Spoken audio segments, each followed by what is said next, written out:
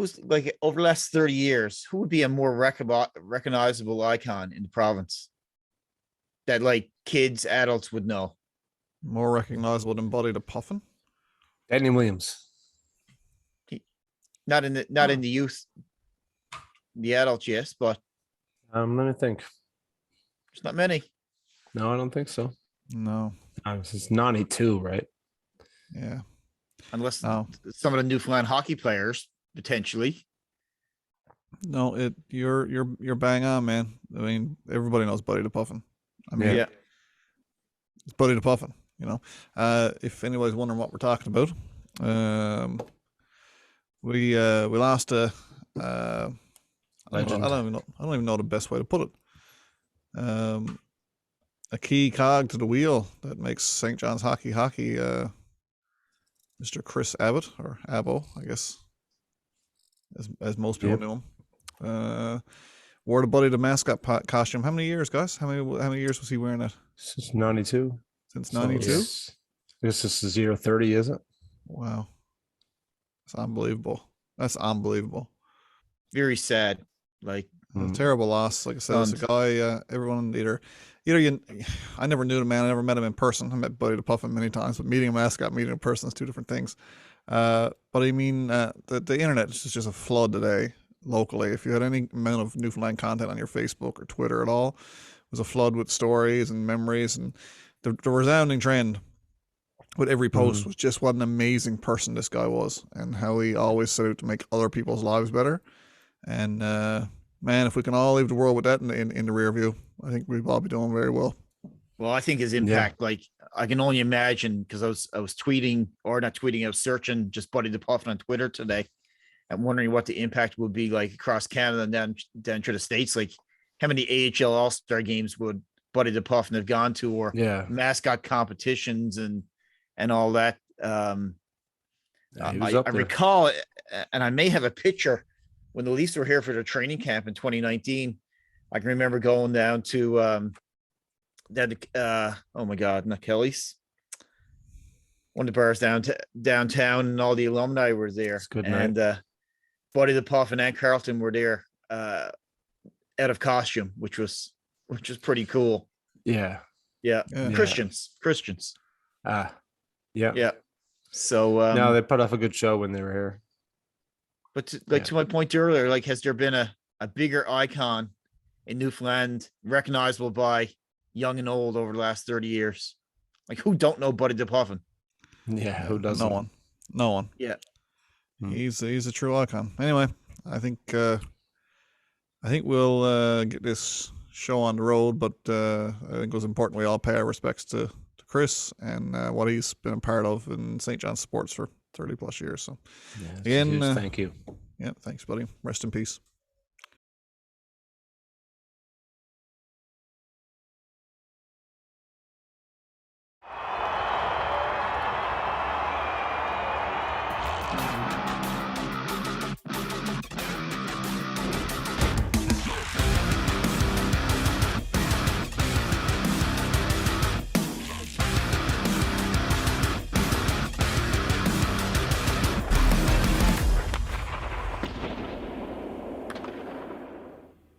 All right, so here we are,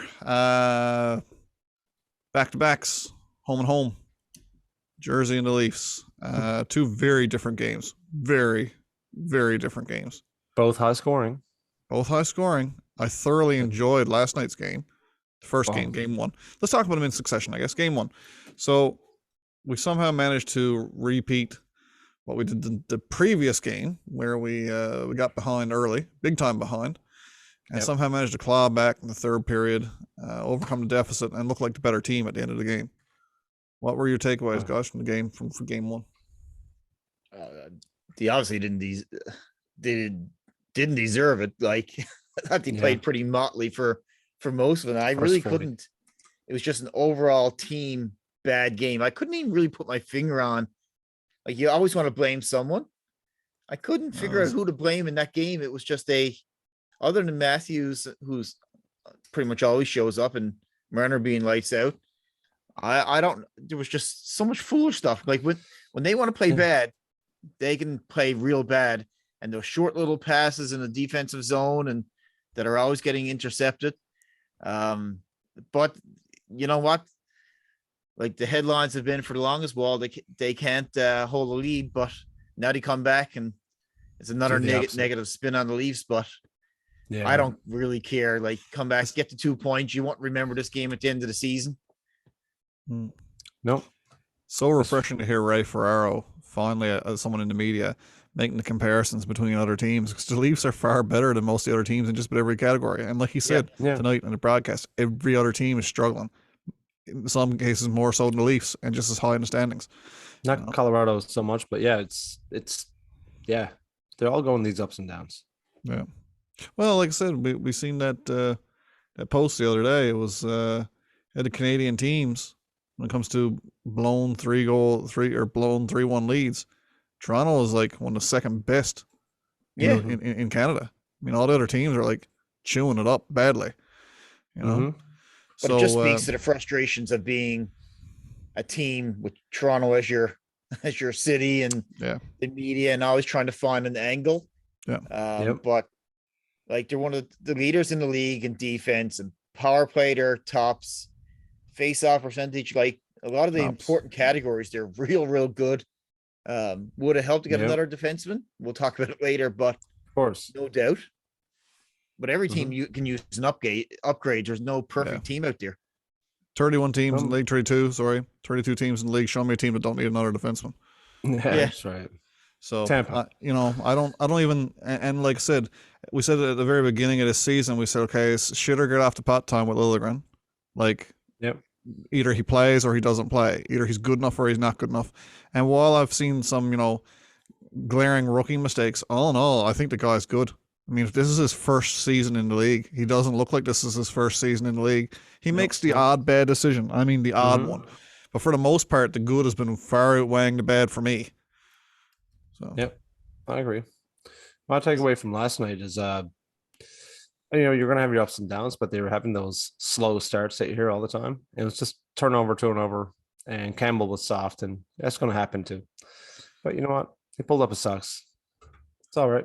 Well, he's a big boy, and I think he's come a long way in his maturity too. Like I said again tonight, not bringing a bad game into the next one. I think he buckled down. He really wanted that goal back tonight, clearly.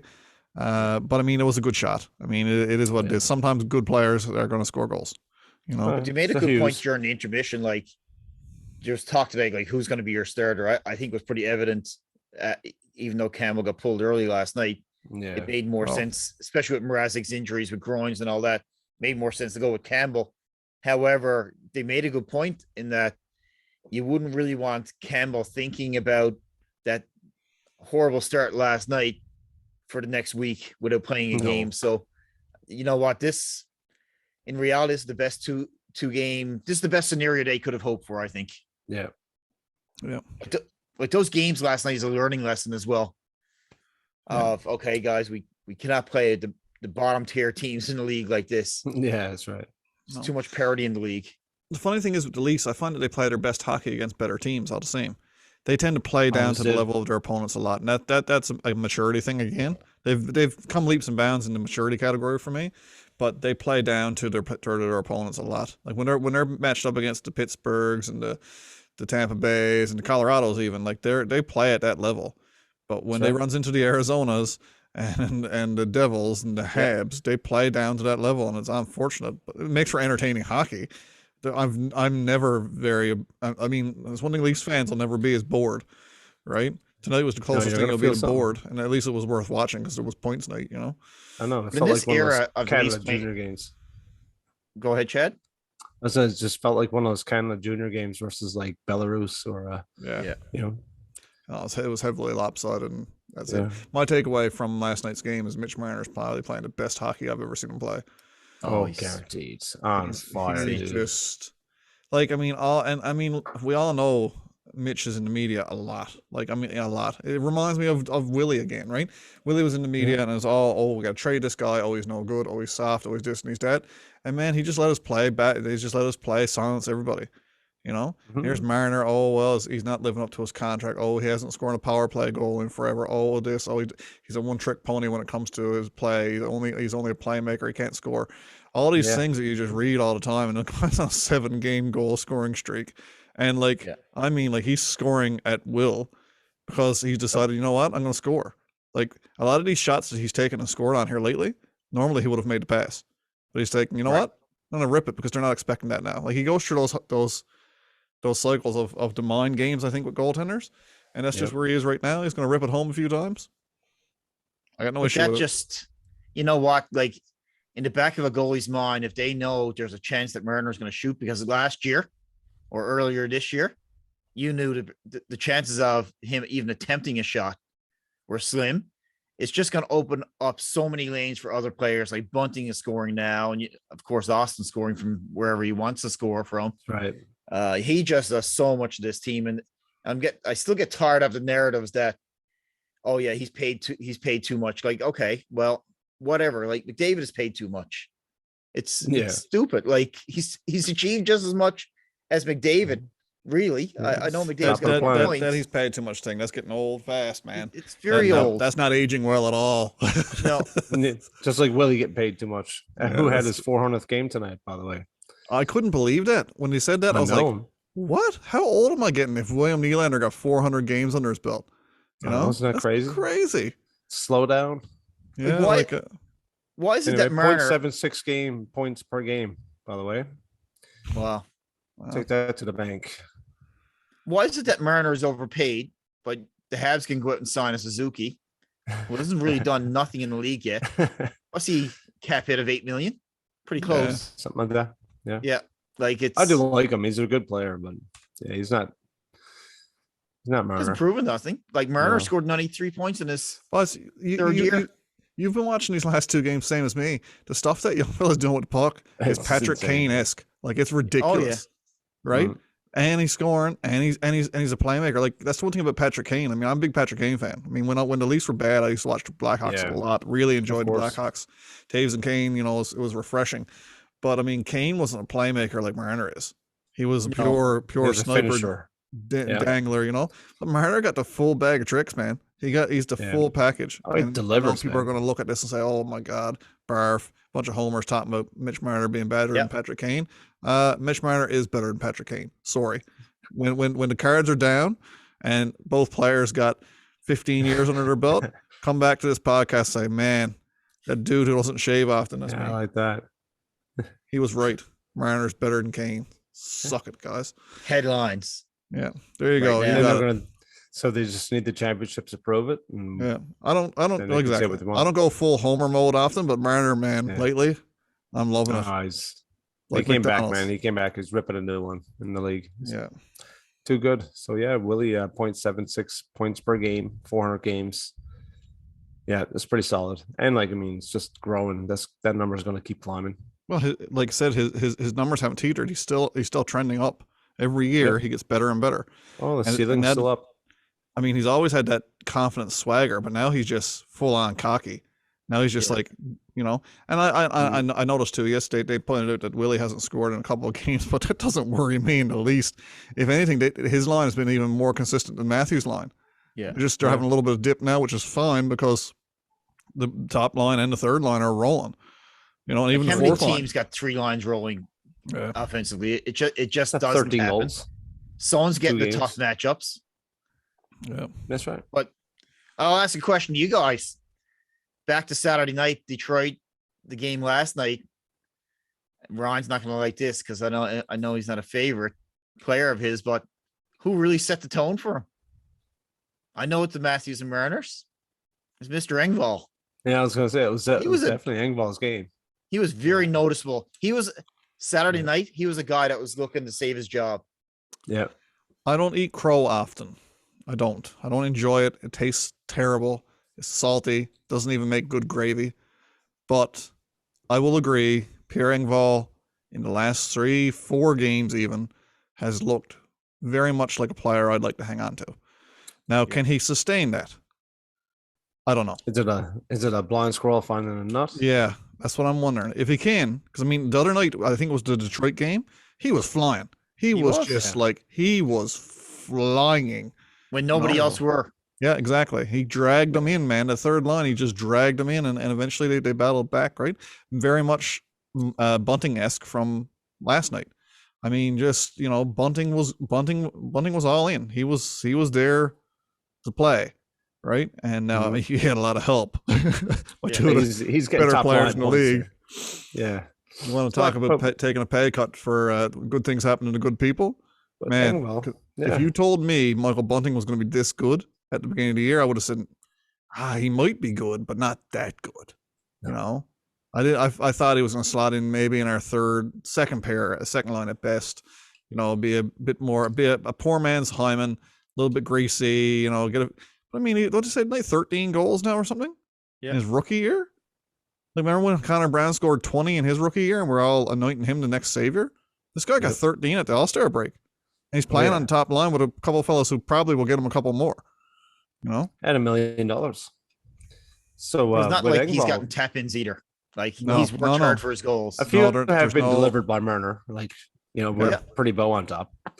But I was going to say with Engvall, when he first came up, when I was going to go back to Engvall, when he first came up on the Marlies, this is what I expected of him. He was fast and he was getting around. And he was doing a little bit of everything. He dropped off. I remember in the whole Keefe spat thing.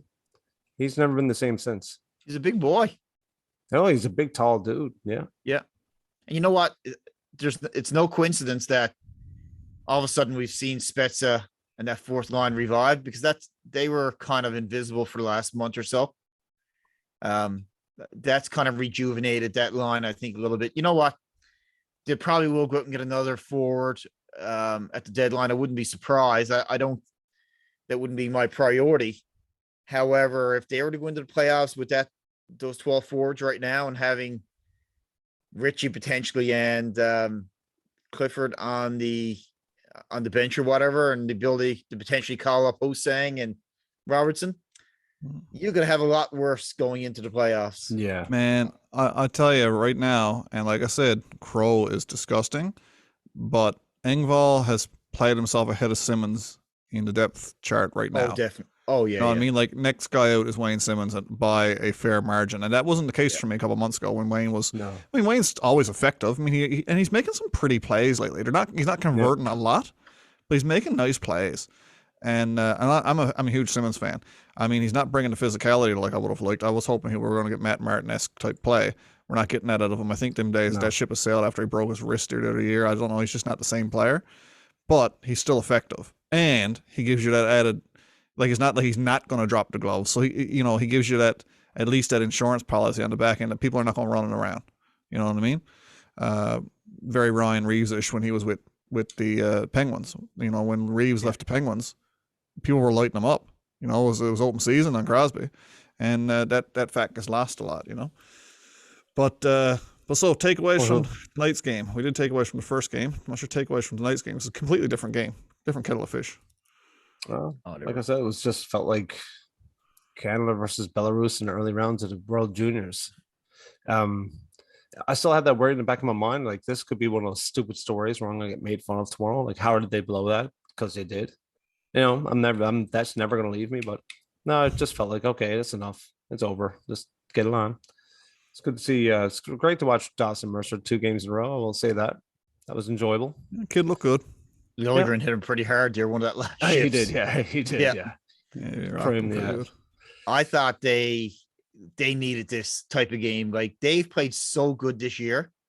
Really haven't had that blowout type of game, or I can't recall too many.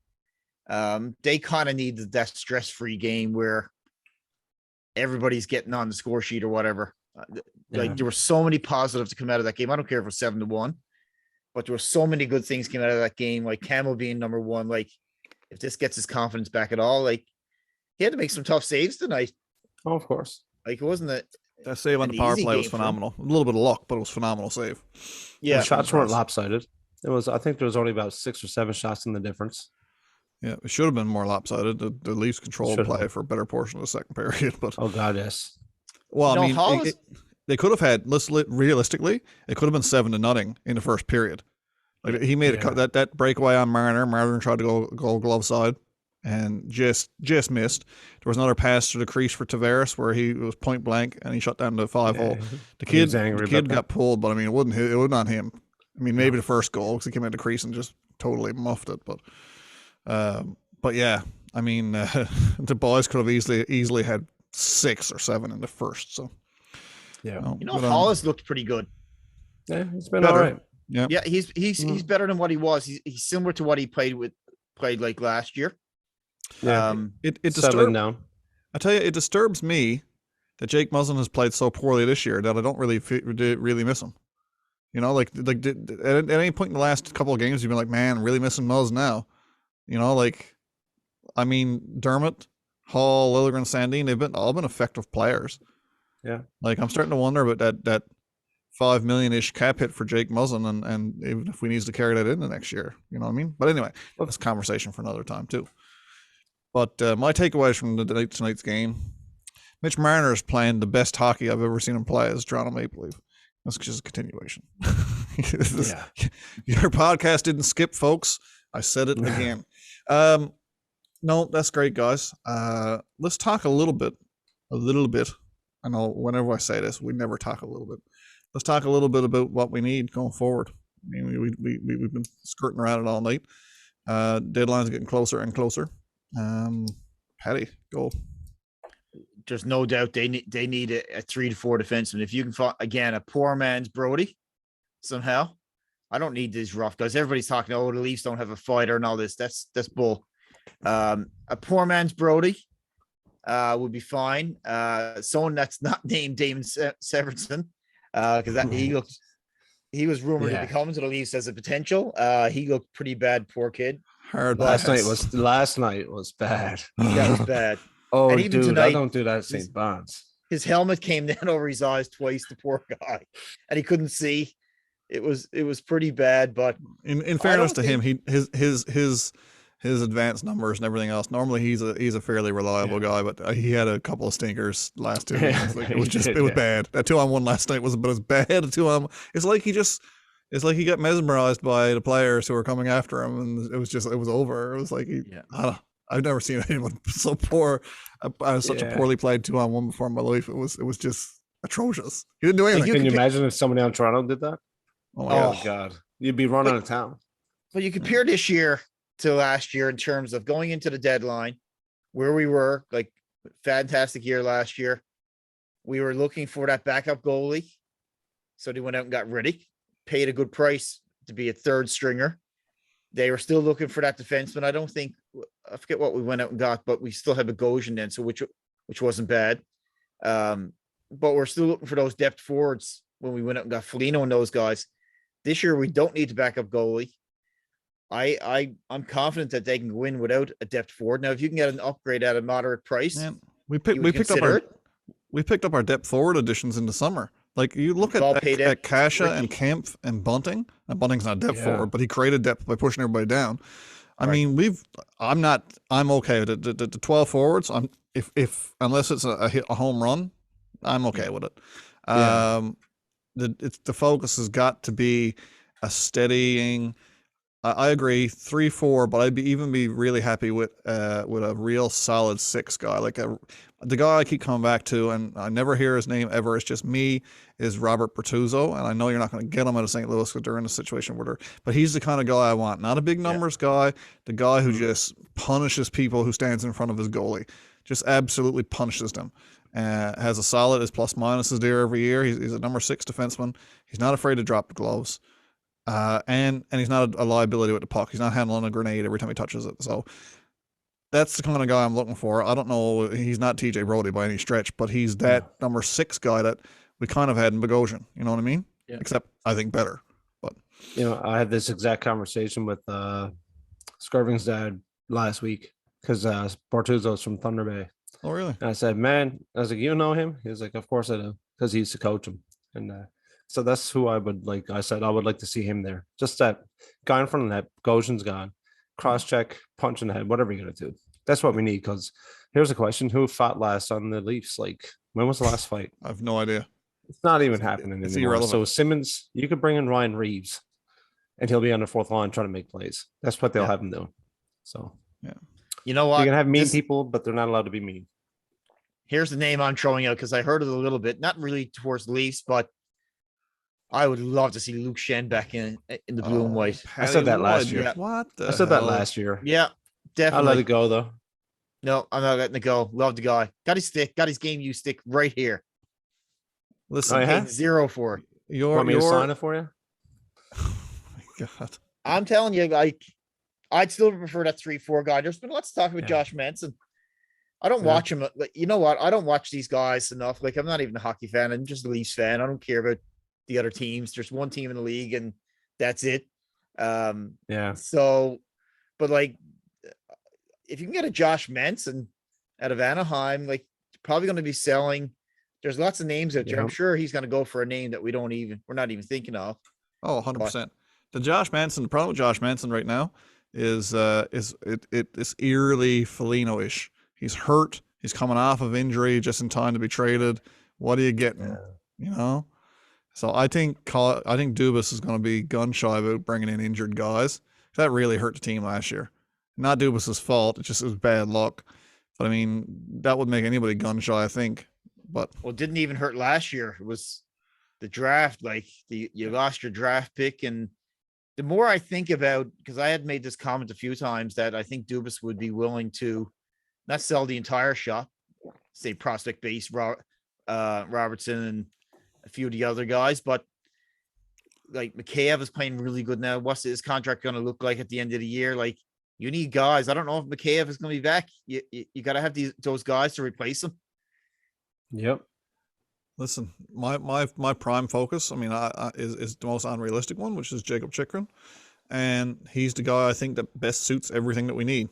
He's a full package defenseman, and he's still got room to grow. So that's where I think Dubas should load up, just like he did last year on the Foligno thing. Everyone said, "Oh yeah, Nick Foligno's the big fish. Somebody else will get him." He probably went out with the Leafs, and sure enough, we ended up with him. Yeah. So if I'm Dubas, like this is it, man. This is our window. Right? Are you going to hold back now? Like, are you going to hold back now? We've been waiting since 67. This is the best team we've seen. You're going to hold back? Last year. He pulled it out last year. Yep. I don't see any Their reason. top Let's 6, do it again. At least top 6 are pretty much set for years to come. So now is maybe the time to trade a Robertson, because you don't want Robertson coming in anyways and landing on your 3rd or 4th line, maybe in the first year on your 3rd line. But maybe it's the time to trade him. I don't know. I don't love it. Like, I'd like to get Chychrun for nothing, but well, the thing is, you're not going to love it, but if you're trading a guy like Robertson, you're a good chance you're going to love the return. Right. Right. Yeah. Got to. You know, you're talking about trading a Robertson to an up and coming team like the Devils, or like the Coyotes, or like the whoever, or Anaheim, any of those bottom feeder teams who are not making the playoffs. You're trading them to them, and you're getting a quality player, and maybe something else back besides, because they're offloading, you know, and they're holding salary, and you can use it for the playoffs, rentals. No, I'm not against it, and I love the kid. I love the kid. We just haven't got to see him enough because of the injury problems. But yeah, if Dubas, like 5 years down the road, he don't want to look back and say, "Wow, that was the one opportunity to bring a cup to Toronto, and I didn't go all in." Because you know what, he's not going to say that. He doesn't really care about. I don't think he cares about how Robertson is going to do, because the shelf life of Dubas in Toronto is going to be pretty short if you don't do something. So Robertson's really not going to be a factor when they're either going to win or they're not, and he's going to be gone. So, like, I'm back to selling the shop. Sell everything. No, he's already there. Yeah. All right. You should sell that game used Luke Shen stick. Give you $10. I need something for ball hockey. It's a beauty. It's a beauty.